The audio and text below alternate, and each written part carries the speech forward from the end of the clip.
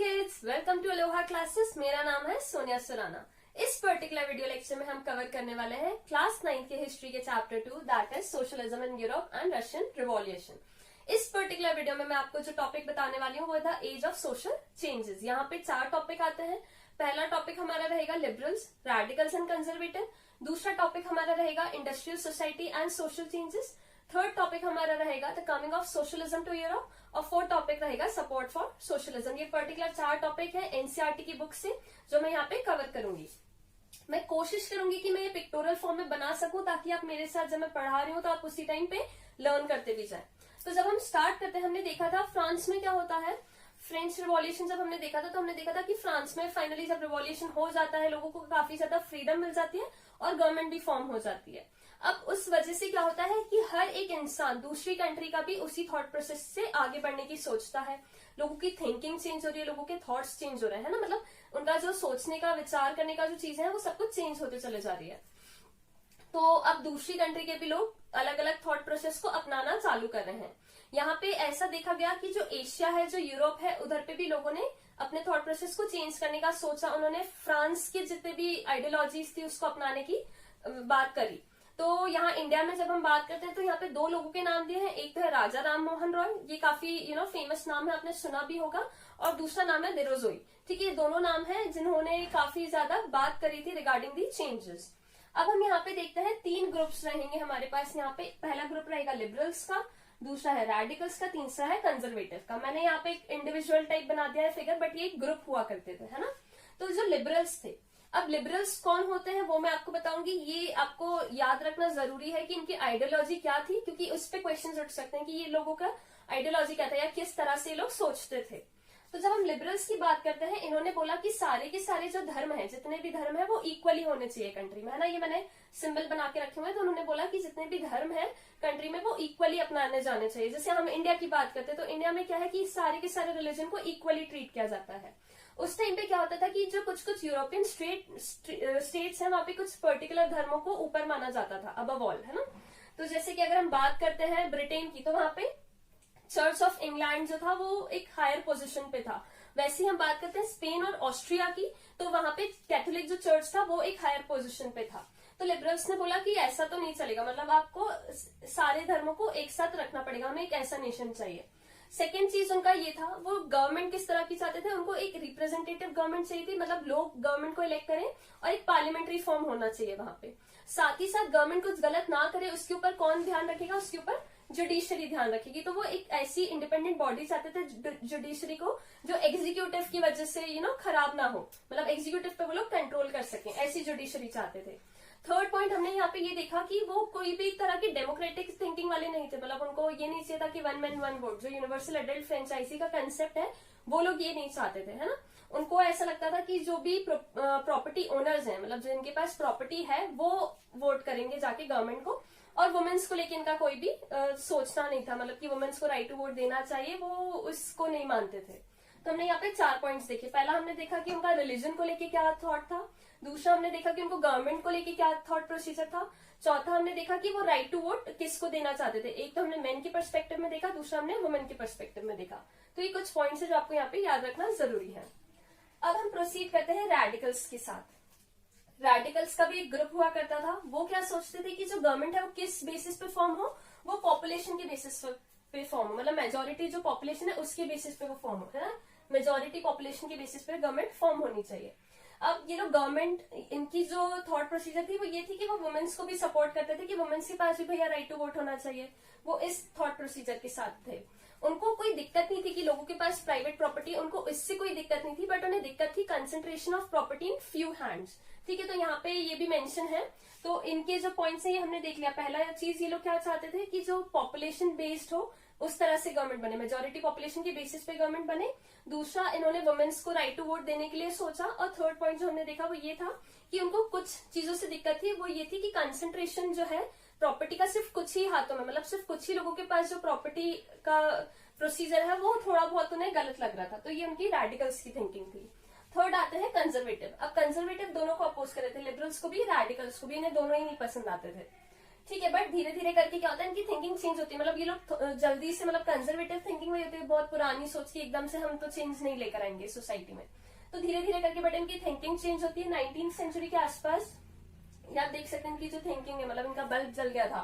ठीक है, तो 19th सेंचुरी के आसपास ये लोग रेडी हो जाते हैं कि ठीक है अब हम रेडी हैं, हम न्यू प्रोसीजर्स लाने के लिए, न्यू आइडियाज को एक्सेप्ट करने के लिए ये लोग कहीं ना कहीं रेडी हो जाते हैं। अब हम नेक्स्ट टॉपिक देखने वाले हैं, industrial society and social change. अब यहाँ पे क्या होता है कि इंडस्ट्री सेट हो रही है, रेलवेज आने लगे हैं ना, रेलवे का एक्सपेंशन हो रहा है, कंप्लीटली इंडस्ट्रियल रिवॉल्यूशन की पिक्चर हमें यहाँ पे शो हो रही है। साथ ही साथ जितने भी लोग हैं, मेन वुमेन चिल्ड्रन, सब लोग किस तरफ भाग रहे हैं, इंडस्ट्रीज की तरफ भाग रहे हैं, ताकि उन्हें वहां पे एम्प्लॉयमेंट मिल सके, जॉब मिल सके। और उसी के साथ साथ बहुत सारी प्रॉब्लम क्रिएट हो रही है, मतलब उनकी वेजेस बहुत ही ज्यादा कम है, साथ ही साथ हाउसिंग की, सैनिटेशन की कुछ प्रॉब्लम्स क्रिएट हो रही हैं। जो लिबरल्स हैं, रेडिकल्स हैं, उनका मेन काम अब क्या है, इन लोगों की प्रॉब्लम्स को सॉल्व करना। फिर हमने देखा था कि जो प्राइवेट प्रॉपर्टीज है वो सिर्फ कुछ ही लोग ओन कर रहे थे, मतलब सिर्फ कुछ ही इंडिविजुअल्स के पास हुआ करती थी प्राइवेट प्रॉपर्टी।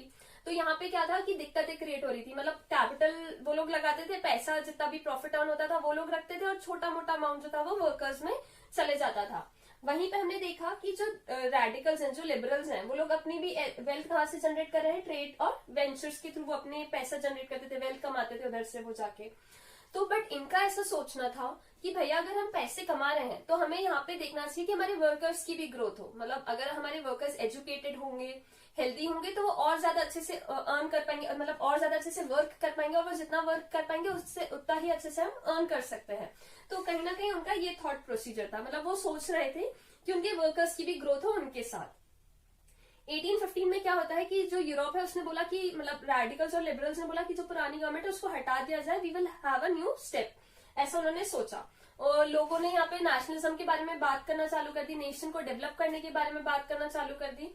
4 कंट्रीज के नाम देके रखे हुए हैं, रशिया, जर्मनी, फ्रांस, यूरोप। इन लोगों ने क्या किया, इन लोगों ने नींव रखी, मतलब इन्होंने स्टार्ट किया कि अब हमें भी मोनार्की खत्म करनी है और कंप्लीटली हमें भी एक गवर्नमेंट चाहिए। यहाँ पे एक इटालियन नेशनलिस्ट का नाम आया गया है, वो है गुजुपी मजीनी। ये एक इटालियन नेशनलिस्ट है, इन्होंने भी काफी ज्यादा हेल्प करी थी इटली में कि वो नेशनलिज्म को लेकर आ सके, और इनकी जो राइटिंग्स हैं वो ऑल ओवर इंडिया भी पढ़ी जाती थी और उसको समझा भी जाता था। तो यहाँ से ये क्वेश्चन उठ सकता है कि हु वाज इटालियन नेशनलिस्ट जिन्होंने एसोसिएशंस बनाने में हेल्प करी, उन्होंने हेल्प करी थी नेशन की, तो आप इनका नाम यहाँ पे लिख सकते हैं। अब हम देखते हैं आगे, ये जो है ये हमारा नेक्स्ट टॉपिक रहेगा, the coming of socialism in Europe. ठीक है, तो हम यहाँ पे इस पिक्चर्स में इसको कवर करेंगे। सबसे पहले देखा गया कि जो सोशलिस्ट थे, कौन थे, सोशलिस्ट जो थे उनका ऐसा मानना था कि जो प्राइवेट प्रॉपर्टीज हैं वो नहीं होनी चाहिए, मतलब प्राइवेट प्रॉपर्टीज जो है वो हर चीज की जड़ है, मतलब वो सोशल इल है कहीं ना कहीं देखा जाए। क्यों, क्योंकि जिसकी प्रॉपर्टी है वो तो बहुत सारा प्रॉफिट अर्न कर रहा है, वो तो काफी सारा गेन अर्न कर रहा है, बट बेचारे जो लोग, जो वर्कर्स जो वहां पे काम कर रहे हैं उनको नुकसान होता है, उनको छोटा सा कुछ अमाउंट वेजेस के फॉर्म में मिल रहा था। तो सोशलिस्ट को लगता था कि ये जो कंसेप्ट है ये गलत है, प्राइवेट प्रॉपर्टी का कंसेप्ट गलत है। उन्हें लगता था कि जो प्रॉपर्टी है वो कलेक्टिवली सभी के पास बिलोंग करनी चाहिए। फिर वहीं धीरे धीरे करके कॉर्पोरेटिव्स का आइडिया आया। कॉर्पोरेटिव में क्या होता है, 2 लोगों ने कॉर्पोरेटिव का आइडिया दिया था। कॉर्पोरेट मतलब कि हम सब मिलकर इकट्ठा काम करते हैं, जो भी पैसा जनरेट होगा सब इक्वली डिवाइड कर लेंगे। तो रॉबर्ट ओवेन जो थे उन्होंने एक कॉर्पोरेटिव सोसाइटी फॉर्म करी थी, न्यू हार्मनी जिसका नाम था। और लुइस बैलेंस जो थे उन्होंने बोला कि भैया गवर्नमेंट की रिस्पॉन्सिबिलिटी है, कॉर्पोरेटिव कितनी कॉर्पोरेटिव आप फॉर्म करोगे, 1 2 कितनी करोगे। तो उन्होंने बोला कि ये गवर्नमेंट को इस पे इनिशिएटिव लेना चाहिए, उन्हें एनकरेज करना चाहिए कॉर्पोरेटिव सोसाइटी को। तो ये उनका मानना था। अब यहाँ पे क्वेश्चन उठ सकता है कि किसने आइडिया पुट फोर्थ किया कॉर्पोरेटिव का, तो Robert Owen and Louis Blanc. ठीक है, तो ये आप नाम यहाँ पे लिख के आ सकते हैं। फिर उसके बाद 2 और फिलोसोफर्स थे, एक थे कार्ल मार्क्स और दूसरे थे फ्रेडरिक एंगल्स। तो इन लोगों ने क्या बोला, इन्होंने कम्युनिस्ट सोसाइटी की बात करी। उन्होंने बोला कि भैया जो कैपिटल है वो तो कौन लगा रहा है, वो तो इंडस्ट्रियलिस्ट ही लगा रहे हैं, कैपिटल जो है कैपिटलिस्ट ही लगा रहे हैं, ऐसे कैसे वर्कर्स मतलब अर्न कर पाएंगे अच्छा जब तक कैपिटलिस्ट पैसा लगा रहे हैं। तो इनके हिसाब से ये था कि अगर वर्कर्स को अच्छा अर्न करना है तो उन्हें वहां से निकलना पड़ेगा। भाई अगर आपको अच्छा अर्न करना है तो आप जहाँ पे हो आपको उधर से निकल के दूसरी जगह काम करना पड़ेगा, या आपको खुद का कुछ काम करना पड़ेगा। तो ये उनका मानना था। तो कहीं ना कहीं उन्होंने भी काफी सारे सजेशंस दिए कि कैसे वर्कर्स जो है वो बाहर आके खुद का अपना काम कर सकते हैं, और उधर से जब वो निकलेंगे तब जाके ही वो ग्रो कर पाएंगे। ये मैंने 2 टॉपिक्स कवर कर लिए हैं। अब हम नेक्स्ट टॉपिक देखते हैं जो कि है सपोर्ट फॉर सोशलिज्म। अब यहाँ पे क्या होता है, हमने जो देखे हमारी जो सोसाइटीज फॉर्म हुई थी, जो हमने देखा था जो सोशलिस्ट है वो एक फाइनली अपने एफर्ट्स को कोऑर्डिनेट करने के लिए एक बॉडी फॉर्म करते हैं जिसका नाम है सेकेंड इंटरनेशनल। ये आपको पता होना जरूरी है, इसका क्वेश्चन आ सकता है कि कौन सी बॉडी उन्होंने फॉर्म की थी। तो यहाँ पे एक इंटरनेशनल बॉडी फॉर्म करते हैं जिसका नाम है सेकेंड इंटरनेशनल। साथ ही साथ क्या होता है, जो वर्कर्स होते हैं वो फंड इकट्ठा करना चालू कर देते हैं ना, वो फंड जमा करना चालू कर देते हैं। क्यों? ताकि कभी भी कुछ भी डिस्ट्रेस आए या कोई ऐसी सिचुएशन आए तो वो अपने मेंबर्स की वहां पे हेल्प कर सके with the help of fund. Mostly Germany या इंग्लैंड में ये चीज चल रही है। फिर उसके साथ साथ उन्होंने दो चीजें डिमांड की। सबसे पहला जो चीज उन्होंने डिमांड किया था वो था रिडक्शन ऑफ वर्किंग आवर्स की, जो वो टाइम जितना टाइम वो दे रहे थे वो टाइम को कम किया जाए। और उसी के साथ साथ उन्होंने डिमांड किया था राइट टू वोट की, उन्हें वोटिंग राइट्स भी दिए जाए। फिर उन्होंने एक पार्टी को हेल्प किया था टू विन पार्लियामेंट्री सीट्स, उसका नाम है एसपीडी। इसके साथ आप कंफ्यूज मत हो जाइएगा, इसका जो शॉर्ट फॉर्म है वो है एसपीडी और इसके फुल फॉर्म में लिखा आता है social democratic party. Party and में आता है यहाँ पे, है ना, तो ये आपको यहाँ पे याद रखना जरूरी है।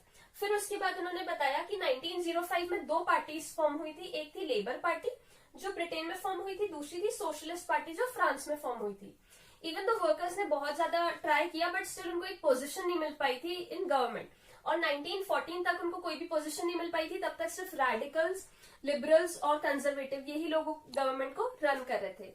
आई होप आपको ये टॉपिक समझ आया होगा। अगर आपकी कोई भी डाउट्स है तो आप नीचे कमेंट सेक्शन में मेंशन करिए, I will surely answer your doubts. और उसी के साथ साथ कुछ क्वेश्चंस है, कुछ ऑब्जेक्टिव टाइप क्वेश्चंस है जो मैं अभी आपसे अभी आपको देने वाली हूँ। आप प्रैक्टिस करिए कि क्या आपको ये टॉपिक समझ आया या नहीं। आपको क्वेश्चंस पढ़ने के बाद थोड़ा सा रियलाइजेशन होगा।